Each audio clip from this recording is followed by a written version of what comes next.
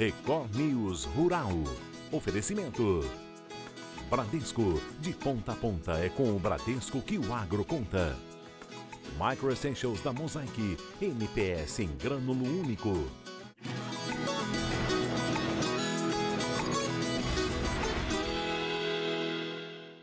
Oi, muito bom dia para você. O Record News Rural está no ar. As lavouras de café sentiram demais o longo período de estiagem, uma situação que, claro, deixou os cafeicultores muito preocupados. Mas a chegada da chuva trouxe um alívio e tanto. A florada apareceu e os pés de café ficaram revigorados. A gente mostra agora o caso de um produtor rural que exibe com orgulho a lavoura e fala dos cuidados que tem tomado para manter a produtividade para a próxima safra. A chuva chegou e trouxe esperança para os produtores rurais, principalmente os cafeicultores, que enfrentaram um longo período de estiagem. Olha só a situação dessa lavoura. O mato está seco e as plantas se desenvolvem com dificuldade. Já nessa foto, os pés de café estão com os galhos desfolhados.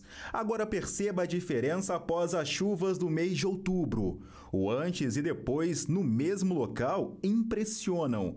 As plantas melhoraram o desenvolvimento e o vigor é perceptível. As imagens foram feitas no campo experimental da Ipamig, em Três Pontas, no sul de Minas. As plantas de café estavam completamente desidratadas, sentindo bastante esse período de seca, com intenso desfolhamento e ataque de pragas e doenças. O David tem uma fazenda em Carmo da Cachoeira, no sul de Minas, com 80 hectares de café plantados da variedade Mundo Novo. Assim como outros cafeicultores, ele também enfrentou problemas com a seca.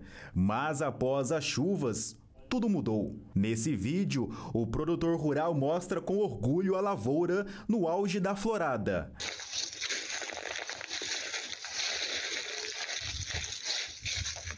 O cafeicultor caminha pela Rua do Cafezal aliviado após as incertezas do clima. É com muita alegria, não só a cafeicultura, mas a agricultura como um todo, receber as chuvas para voltar aos tratos culturais da nossa cultura aqui na região, que é o café. Por conta do déficit hídrico, os pés de café na propriedade estavam bastante danificados. As lavouras ficaram bem depauperadas, ainda passando por um período de safra, né?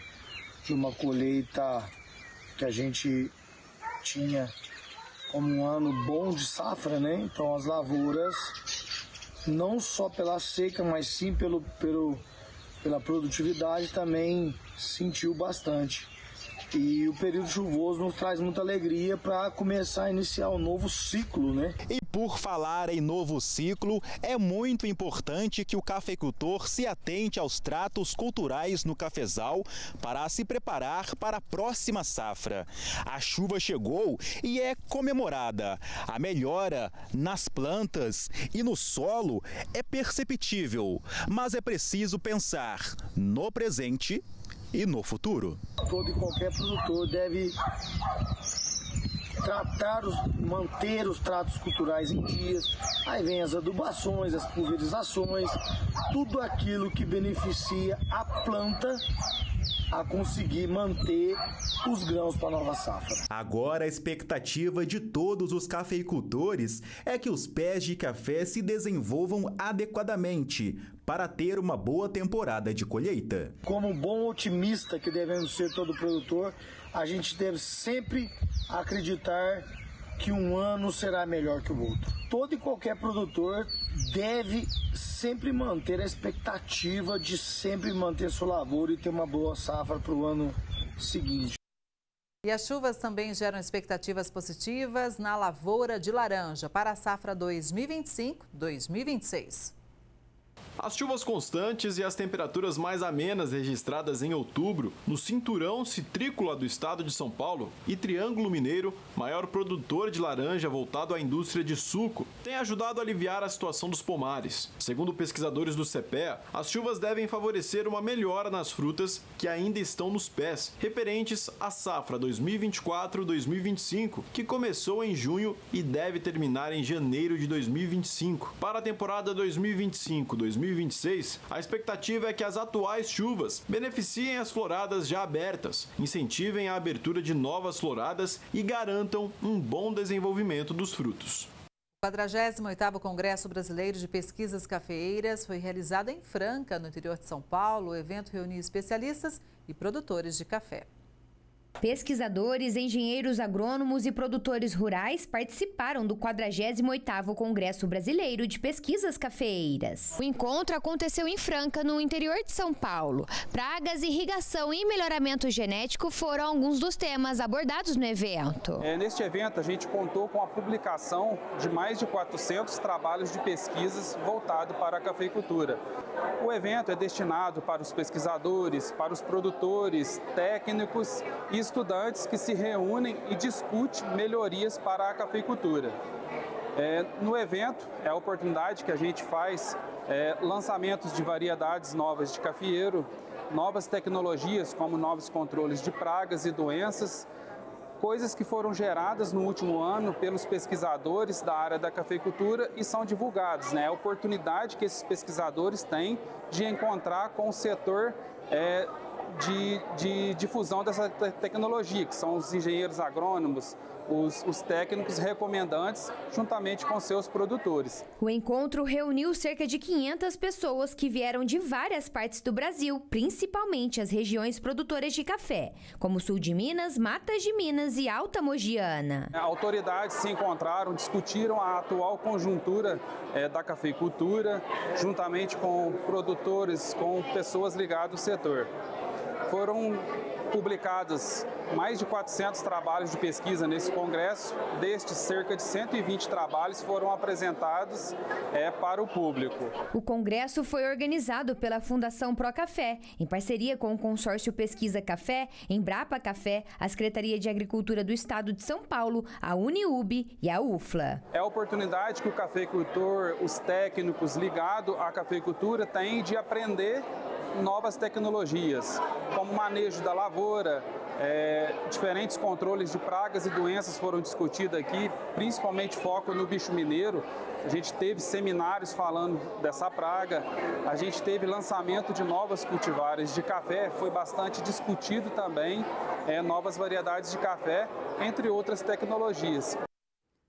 O Ministério da Agricultura fez em outubro 4 operações para fiscalizar o uso e a fabricação de agrotóxicos. Foram apreendidas mais de 370 toneladas de produtos proibidos e irregulares. As operações foram conjuntas com a Polícia Federal, Receita Federal e IBAMA. O grupo fiscalizou a fabricação de agrotóxicos produzidos com matérias-primas proibidas no Brasil, o controle de qualidade dos agrotóxicos importados, o contrabando de agrotóxicos e o uso de fertilizantes batizados com agrotóxico. Neste caso, a investigação começou com o MAPA e a Receita Federal de Viracopos e foi deflagrada com a Polícia Federal de Campinas, no interior de São Paulo. A ação das forças-tarefas resultou na apreensão de 371 toneladas de produtos proibidos ou irregulares no Brasil e gerou um total de multas no valor de R$ 9.400.000. As empresas ainda vão responder processos judiciais pelos crimes cometidos. O preço da carne de frango subiu pelo 3º mês seguido. O levantamento é do CEPEA. Segundo os pesquisadores, esse cenário é observado em todas as praças e está atrelado à demanda aquecida pela proteína avícola e ao aumento na competitividade em relação à carne bovina, que, por sua vez, continua sendo negociada em patamares elevados. Desta forma, os pesquisadores explicam que a procura por alternativas mais acessíveis, como o frango, tem impulsionado as vendas da carne no mercado doméstico, possibilitando o reajuste do preço. E para você que é empresário, preste atenção nesse recado. Quer fazer sua marca brilhar? A ID3 Brindes tem o que você precisa. Com mais de 4 mil itens disponíveis, temos tudo para impulsionar sua empresa com brindes personalizados e de qualidade. Seja com a sua logo, uma frase especial ou aquela ideia única que você tem em mente, nós cuidamos de cada detalhe. Nossa tecnologia de ponta e uma equipe super expert garantem que seus produtos sejam incríveis e prontos para impressionar. Tem algo especial em mente? A gente adora desafios e transforma sua ideia em realidade. Converse com nossos consultores e veja como podemos fazer sua marca se destacar de verdade. E dê 3 brindes. Personalize, fidelize e impressione. Um campo de girassol plantado há mais ou menos 1 mês e meio no sul de Santa Catarina começou a florir e atrair os moradores e turistas. Todos estão aproveitando para tirar fotos e, claro, também admirar a beleza. É impossível passar por Pedras Grandes e não se deparar com a beleza desse cenário bem na entrada da cidade, na SC 390. Esta é a Casa dos Arcos, uma construção histórica do município e que agora conta com uma paisagem de encher os olhos. Os girassóis plantados aqui começaram a florir novamente. Uma grande ideia, né, utilizar aqui o Parque Casa dos Arcos, né, para então implantar essa roça aqui de girassol que tem chamado muita atenção e realmente atraído muita gente. As sementes de girassóis foram plantadas há mais ou menos 1 mês e meio e já estão dando um colorido diferente, mais bonito neste espaço. As plantas vão florir por mais ou menos 1 mês, ou seja, ainda dá tempo para você vir, tirar uma foto ou simplesmente admirar a beleza desse lugar. Foi o que fez essa família de Palhoça. O pessoal aproveitou que estava passando um dia de folga no sul do estado e fez questão de dar uma passadinha no campo de girassóis. Então a gente estava programando um passeio para a região, né? Então a gente, como veio passar uns dias aqui no hotel, daí resolvemos vir dar uma visitada aqui realmente muito bacana. Além do campo de girassóis, o Parque Casa dos Arcos em Pedras Grandes tem atraído os turistas por causa de outros atrativos, como o domo geodésico, réplica em tamanho real do 14 bis, e uma pirâmide com ferragens da Ponte Hercílio Luz. Olha, a gente que está desenvolvendo uma série de obras que o objetivo é alavancar esse setor importante da nossa economia, que é o turismo, ele tem contribuído bastante. A alta nos preços de commodities e a tensão no Oriente Médio impactaram o nosso agronegócio. O Brasil aumentou a importação de fertilizantes. Foram 4 milhões e 600 mil toneladas em setembro. Isso significa um volume quase 18% superior ao mesmo período do ano passado. E de janeiro a setembro, o aumento é de 10,9% em relação ao mesmo período de 2023, sendo então o maior registro para setembro na série histórica. E quem chega para dar um panorama para a gente é o Tomé Guti, que é superintendente de logística operacional da Conab, a Companhia Nacional de Abastecimento. Bom dia, Tomé. Seja muito bem-vindo ao Record News Rural. Bom dia, Kelly. A gente que é da Conab aqui agradece mais uma vez ter sido convidado para falar sobre o agronegócio e sobre a logística. Tomé, eu começo perguntando sobre esse aumento expressivo na importação. Ele já era esperado pela Conab? Na verdade, a gente já vem acompanhando, Kelly, essa questão da evolução das importações de fertilizantes, né, que esse ano estão acima do recorde histórico de importação de fertilizantes, e por umas questões muito simples de explicar, né? A primeira delas é a questão do aumento de demanda, né? Nós estamos com a previsão aí de uma safra acima de 300 milhões de toneladas, né? E soja, milho e algodão são os produtos carro-chefe dessa nossa safra, além do trigo na época de inverno.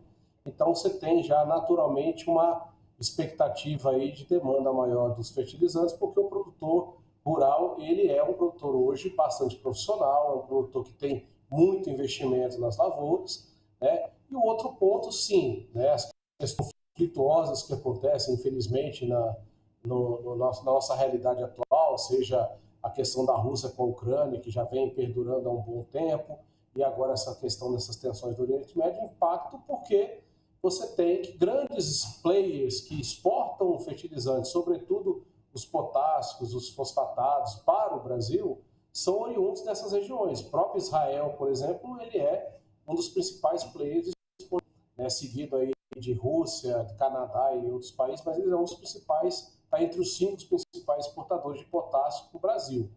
Então, qualquer coisa que afeta aquela região, de uma certa forma, cria uma preocupação por parte da dinâmica do nosso mercado. Então, o produtor, nesse sentido, tende a se adiantar no processo. Foi o que aconteceu agora em setembro. O produtor se adiantou nas aquisições dos fertilizantes para essa safra 24 e 25, que ela começa a partir de agora, aí, já com plantio em outubro, né, já começa, e vai se estender até o final das plantios de inverno, que é com trigo, né, e hoje de inverno. Então, por isso, o produtor vem se adiantando e, de fato, esse cenário, né, ele, até no próprio trabalho, você observa a curva que nós temos de compras mês a mês, né, e está demonstrando que essa era uma tendência assim, de acontecer nesse momento. Pois é, Tomé. Então, existem aí 2 fatores, né? Ou seja, o produtor rural se antecipando, porque pode acontecer um risco de problemas no fornecimento e, somado a isso, principalmente nas regiões de conflito, também uma oscilação muito grande de preço. É isso também? Também. Se a gente observar, por exemplo, eu tenho um dado aqui que eu captei nas nossas informações, a ureia futura que está na Bolsa de Chicago, né, ela é negociada, uma parte é negociada em bolsa, né, o papel ele estava valendo em torno de $350 por tonelada nessa faixa aí em setembro. Já em outubro, ele já subiu algo em torno de $20 por tonelada em média. Então, se a gente observar essa perspectiva de aumento de preço, até mediante esses conflitos mesmo, né, aquela coisa de ter temeridade sobre a questão do abastecimento de fertilizantes, né, há uma expectativa de subida de preço. Então, o produtor se adianta, né, lógico, a gente está falando que o produtor hoje ele é munido de informações. O produtor hoje está cada vez mais profissional e é munido de várias informações, e os agentes de mercado, inclusive os próprios fornecedores aqui no Brasil de insumos, né, como as misturadoras de fertilizantes, já indicavam isso para os produtores, né, para eles se anteciparem até para dizer, olha, a tendência é que o preço suba, então se adianta, compra um pouco mais, né, e essa que foi a tendência que aconteceu no mercado de fertilizantes aqui no Brasil. Tomé, me lembro bem, há 2 anos e 8 meses, mais ou menos, quando estourou a guerra entre Rússia e Ucrânia, a preocupação do Brasil em relação a fertilizantes. Claro, outras preocupações também, mas no nosso agro, fertilizantes e tudo mais. Então, o Brasil é muito dependente ainda da importação de fertilizantes, né? Sim, infelizmente, né? A gente é muito dependente. O ideal é que se a gente tivesse uma situação mais equânime aí entre produção interna de fertilizantes e as importações. Eu não acredito que a gente tenha possibilidade de ter praticamente não precisar de importação de fertilizantes, né? Pelo menos nem no curto nem no médio prazo, né? Até porque isso é um investimento altíssimo, né? Não se acha minas para exploração tão fáceis assim, em locais em que se pode ambientalmente se utilizar desse processo. Então a gente tem algumas minas em alguns locais, muitas das nossas minas de potássio, por exemplo, estão na Amazônia, então tem esse risco de você ter a questão ambiental presente, que ela é importante. Então, assim, não é tão simples a gente aumentar o nosso parque de produção de fertilizantes, né? Mas é uma preocupação que já ela deve continuar. Acredito que deve ter alguns investimentos ao longo do tempo, aí o próprio governo deve fazer esses investimentos no sentido de diminuir essa nossa necessidade. Sobretudo, que o produto que a gente mais importa, um dos mais importantes para as nossas lavouras, os produtos, são os potássicos, né? Os fertilizantes à base de potássio, né? Que o Brasil depende bastante desse fertilizante. Talvez essa seja o grande ponto que o governo precisa estudar, né? Aí você tem as entidades que trabalham com essa parte geológica, de identificação das minas e tudo mais, para poder utilizar a produção interna mesmo. Há alguns dias a Petrobras anunciou a retomada de investimentos na fábrica de fertilizantes aqui no Brasil, né? Será que a gente pode ter um alívio nesse sentido, né? Realmente com a retomada desse investimento bilionário? A verdade, assim, o grande carro-chefe em termos de fertilizantes ao longo do tempo da Petrobras são os produtos nitrogenados, né? A Petrobras já foi um grande produtor de ureia, né, que é um produto de extrema necessidade para a agricultura. Então, se a Petrobras, de fato, retomar essa produção, é lógico que o produtor ganha, né, o produto vai ser produzido aqui, né, a própria logística de distribuição desse produto fica mais barata. Então, tudo isso facilita e ajuda a produção rural, né, tendo em vista que a ureia realmente ela é o que dá um start na produção, dá start no desenvolvimento da planta. Então, é um produto, sobretudo para milho, algodão, trigo, né, é um produto indispensável para a nossa produção. Então, eu acho que a importância da Petrobras retomar isso é significativa. Já que você falou de milho, né, o que a gente pode falar sobre a exportação dessa cultura em setembro? Então, as exportações, apesar de elas terem crescido um pouco no mês anterior, elas ainda estão um pouco abaixo, né, do que foi a questão do ano passado. E aí tem muito dessas exportações envolvido dois cenários, né? A questão do preço, que ainda não deu aquela recuperada para o milho, a soja ainda recuperou um pouco mais, agora a Bolsa de Chicago veio valorizando, alguns fatores foram dando estímulo, o milho nem tanto, porque você tem uma safra muito boa nos Estados Unidos, uma perspectiva excelente, então isso impacta na questão nossos preços aqui, né? E você tem um problema que a gente está enfrentando, que é um problema conjuntural, que é essa seca nessa região amazônica, que é uma região muito importante para escoamento da safra, sobretudo do principal produtor de milho do país, que é o Mato Grosso. Então, se você pegar essa região mais ao norte do Mato Grosso, que depende de exportação por Itacoatiara, por exemplo, você tem aí com essa seca, tanto no Rio Madeira quanto no Rio Tapajós, que seria aí para a região do Pará, que é o Porto de Santarém e Barcarena. Então você tem uma diminuição desse fluxo de movimentação, né, e isso acabou impactando também na dinâmica de exportação do milho, né, no país esse ano. Pois é, quando a gente fala em dinâmica de exportação, né, e toda a parte logística, obviamente isso entra nos custos, assim como os fertilizantes. E em relação aos fretes, Tomé, que panorama a gente pode dar por estado? Quais são os destaques? Então, o que a gente está observando, né? Para a maioria dos estados que são pesquisados, e aí eu sempre faço uma parte para elogiar a nossa equipe das nossas superintendências regionais, porque a Conab ela tem essa capilaridade, então tem os nossos técnicos que estão situados em todos os estados brasileiros, então eles que vão a campo, eles que pesquisam, eles que entram em contato com os informantes, então eles fazem um trabalho sensacional nesse sentido, mas todos eles identificaram, né, basicamente, salvo uma rota ou outra, mas todos eles identificaram dois pontos que são importantes, né?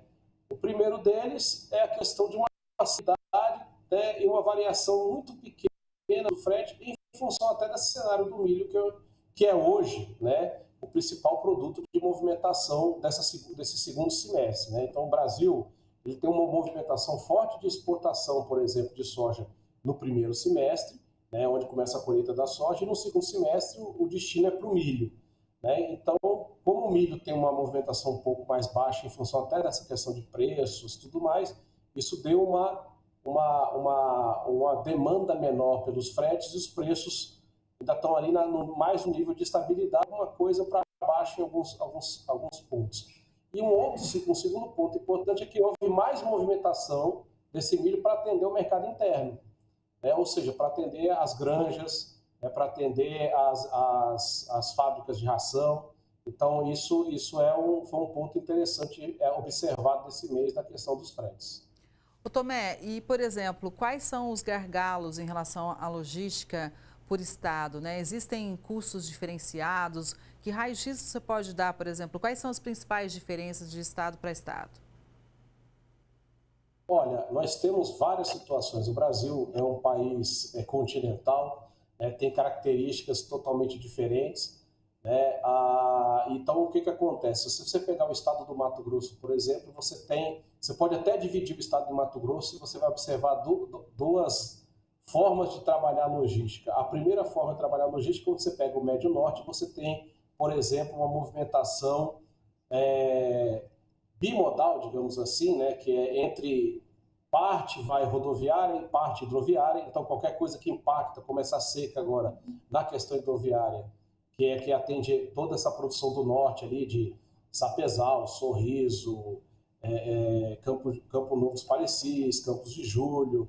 Então, toda essa região ela é atendida pelos portos de Barcarena, pelos portos de Santarém, de Itacoatiara, onde a questão do modal hidroviário é importantíssima.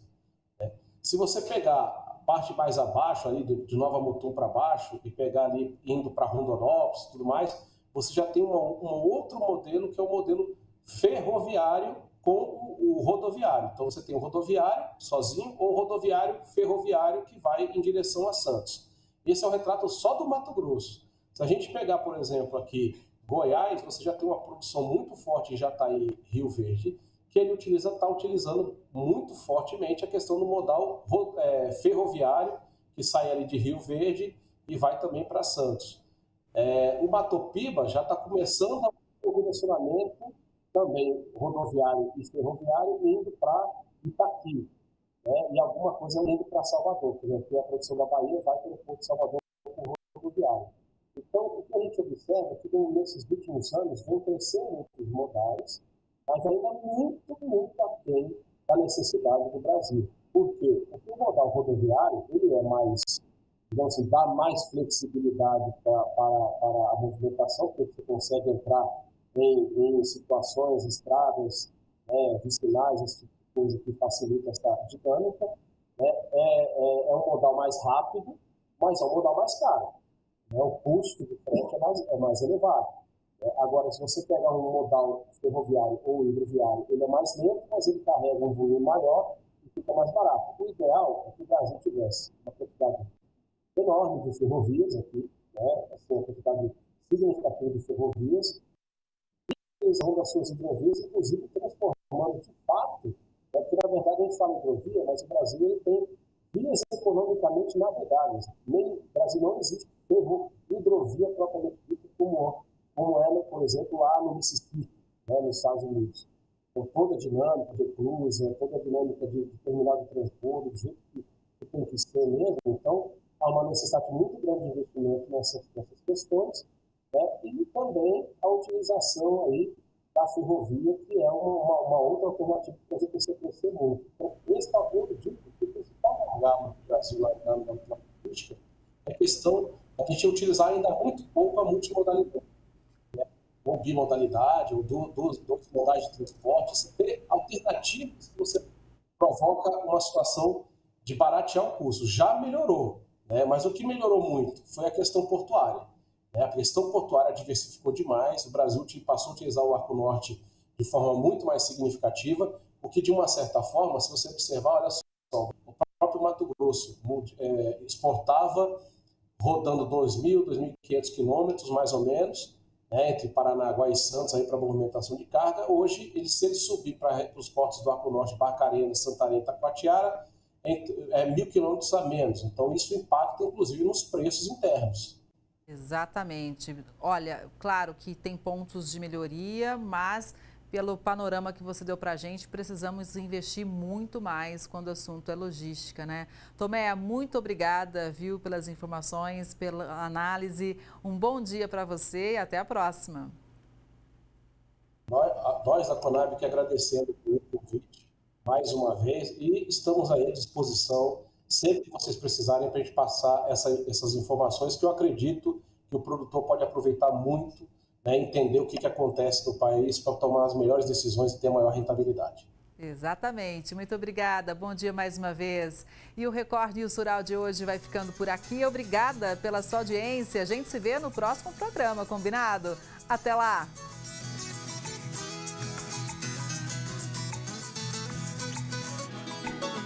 Record News Rural. Oferecimento. Bradesco, de ponta a ponta é com o Bradesco que o agro conta. Micro Essentials da Mosaic, MPS em grânulo único.